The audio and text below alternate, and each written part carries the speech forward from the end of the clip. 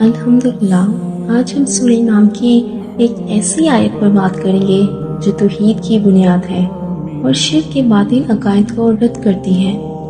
क्या वाकई लोग जिन्नात और फरिश्तों को अल्लाह का शरीक समझते थे? आइए जानते हैं कुरान की रोशनी में। आयत 96। अल्लाह ही है जो सुबह का उजाला फाड़ निकालता है और इसी ने रात को सुकून के लिए बनाया और सूरज और चांद को हिसाब के लिए मुकर्रर किया। ये सब कुछ जबरदस्त इल्म वाले रब का अंदाजा करता है। इस आयत मुबारका में अल्लाह ताला की कुदरत और हिकमत की निशानियां बयान की गई हैं। वही अल्लाह है जो अंधेरी रात से सुबह का उजाला निकालता है।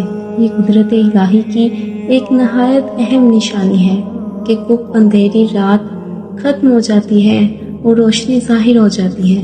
फिर फरमाया, अल्लाह ने रात को सुकून और आराम का वक्त बनाया ताकि मखलूक राहत पा सके। रात की तारीकी इंसान के लिए एक नेमत है जिसमें वो दिन भर की थकन के बाद सुकून पाता है। इसी तरह अल्लाह ने सूरज और चांद को एक हिसाब, नज़्म व ज़ब्त और मुकर्ररा कानून के मुताबिक चलने वाले बनाया है। सूरज और चांद की हरकत दिनों, महीनों और सालों के हिसाब का जरिया बनती हैं जो इंसानी जिंदगी के निज़ाम को मुनज़्ज़म करती हैं। आखिर में फरमाया, ये सब कुछ इस जबरदस्त और इल्म वाले परवरदिगार की तकदीर और तदबीर के मुताबिक है। कोई चीज भी बगैर हिकमत और इल्म के पैदा नहीं की गई। आयत 97। और वही है जिसने तुम्हारे लिए सितारे बनाए ताकि तुम इनके जरिए खुशकी और समुद्र की तारीकियों में रास्ता पा सको। बेशक हमने निशानियां खोल खोल कर बयान कर दी हैं इन लोगों के लिए जो इल्म रखते हैं। इस आयत में अल्लाह ताला ने आसमान में मौजूद सितारों की हिकमत और इनका फायदा बयान फरमाया है। फरमाया कि वही अल्लाह है जिसने सितारे पैदा किए ताकि लोग इनकी मदद से खुशकी और समुद्र में रास्ता तलाश कर सकें। जमाने के दई में जब जीपीएस ना था तो लोग आसमानों के सितारों के जरिए सिमतों का तयन करते थे। खास तौर पर रात की तारीकी में सफर के दौरान सितारे ही उनके रहनुमा होते थे। ये इस बात की इलामत है कि अल्लाह ताला ने कायनात को एक मकसद के साथ और इंसानों के फायदे के लिए पैदा किया है। सितारे सिर्फ सीनत या देखने के लिए नहीं बल्कि इनमें रहनुमाई का पहलू भी रखा गया है। अल्लाह ताला फरमाता है कि हमने ये निशानियां तफसील से बयान की हैं, मगर ये निशानियां सिर्फ वही लोग समझ सकते हैं जो इल्म रखते हैं, यानी गौर फिक्र करने वाले, अक्ल और शऊर रखने वाले। आयत 98। और वही है जिसने तुमको एक जान से पैदा किया, फिर किसी के लिए ठहरने की जगह है और किसी के लिए सपुर्द किए जाने की जगह।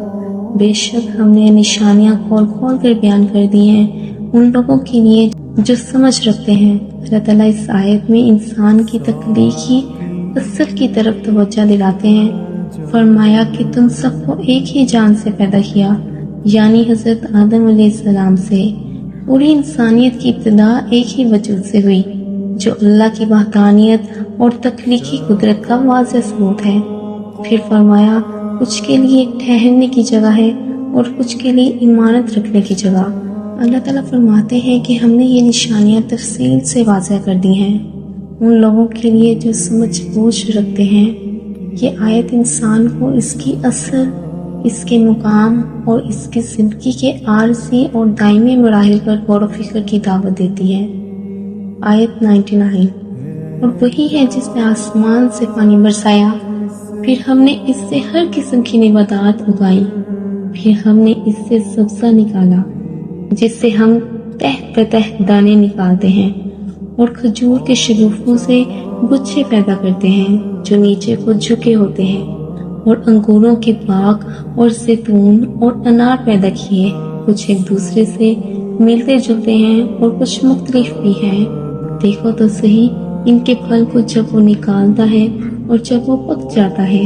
यकीनन इन सब में इन लोगों के लिए निशानियां हैं जो ईमान लाते हैं। इस आयत करीमा में अल्लाह ताला की कुदरत और इसकी तख्लीकी निज़ाम का एक और दिलकश मंज़र पेश किया गया है। अल्लाह ताला फरमाता है کہ وہی ذات ہے جس نے آسمان سے بارش برسائی جو زندگی کی بنیاد ہے۔ اس بارش کے ذریعے زمین مردہ ہونے کے بعد زندہ ہو جاتی ہے اور مختلف اقسام کے پودے، سبزیاں اور درخت اگاتے ہیں۔ اللہ تعالیٰ فرماتا ہے کہ ہم سبزے سے اناج پیدا کرتے ہیں جس کے دانے تہ بتہ ایک دوسرے پر چڑھے ہوئے ہوتے ہیں، جیسے گندم یا مکئی کے خوشے۔ کھجور کے درختوں کے شگوفے نیچے جھکے ہوئے خوشے بناتے ہیں جنہیں انسان آسانی سے توڑ سکتا ہے۔ اسی طرح انگور، زیتون اور انار جیسے پھل پیدا ہوتے ہیں۔ کچھ ایک دوسرے سے مشابہ ہوتے ہیں لیکن ذائقہ، رنگ یا ساخت میں مختلف ہوتے ہیں۔ پھر اللہ فرماتا ہے ان پھلوں کی طرف غور کرو جب وہ نکلتے ہیں اور جب پک جاتے ہیں، یعنی ان کی تخلیق، نشو و نما اور پکنے کے مراحل اللہ کی قدرت کی گواہی دیتے ہیں۔ آخر میں فرمایا یقیناً ان میں نشانیاں ہیں ان لوگوں کے لیے جو ایمان رکھتے ہیں، یعنی جو دل، آنکھ اور عقل سے دیکھتے ہیں اور اللہ کی نشانیاں پہچانتے ہیں۔ آیت 100۔ اور ان مشرکوں نے اللہ کے لیے جنات کو شریک ٹھہرایا، حالانکہ انہی کو پیدا کیا، اور انہوں نے اللہ کے لیے بیٹے اور بیٹیاں گھڑ لیں بغیر کسی علم کے۔ پاک ہے وہ اور بلند و برتر ہے ان باتوں سے جو یہ بیان کرتے ہیں۔ اس آیت میں مشرکین کے عقائد کی تردید کی جا رہی ہے۔ اللہ تعالیٰ فرماتا ہے کہ بعض لوگ جنات کو اللہ کا شریک قرار دیتے ہیں، حالانکہ وہ خود اللہ کی مخلوق ہیں، یعنی جنہیں اللہ نے پیدا کیا، انہیں یہ لوگ اللہ کے برابر یا اس کے شریک کیسے ٹھہرا سکتے ہیں؟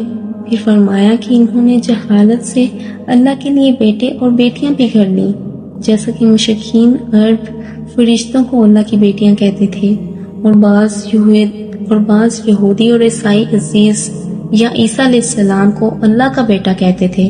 اللہ تعالیٰ ایسی باتوں سے پاک ہے، یعنی وہ ان تمام جھوٹے اور باطل و صاف سے پاک اور بہت بلند ہے جو یہ مشرکین اللہ کے بارے میں گھڑتے ہیں۔